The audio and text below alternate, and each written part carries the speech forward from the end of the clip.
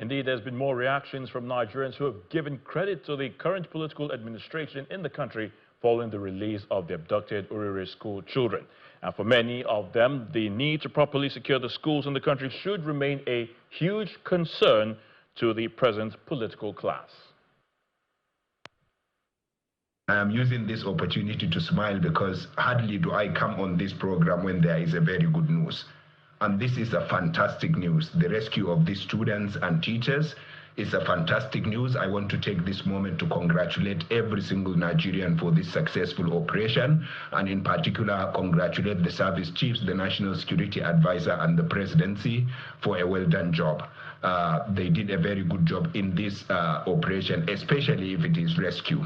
And I make this point very clear, showing that I hope and pray that it is a rescue, as the presidential spokesperson says, because what we saw in the past are terrorists abducting our children in mass, taking them into bush and holding them in horrible conditions for a long time, and rescuing them after they have been paid millions of dollars, millions of euros in some cases. And what does that do? It incentivizes them to go and abduct more.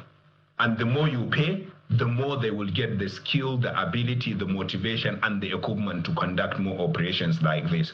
And therefore, I hope and pray that this is an actual security operation. It was not a negotiation in which they were given money or anything like that. The second point I want to make shown is that we should not gloss over the suffering of these students and teachers. These are ordinary Nigerian children, men and women, girls and boys, who were abducted, and they were held in the most horrible condition any one of us can ever have the nightmare of living. And they stayed there for 56 days in the bush, no good food, no place to sleep, under the sun, in the rain, and in different weather. And many of them were being molested and they were being threatened, and they didn't have their families around them to support them. They have gone through a lot, and therefore we should not gloss over their mental health.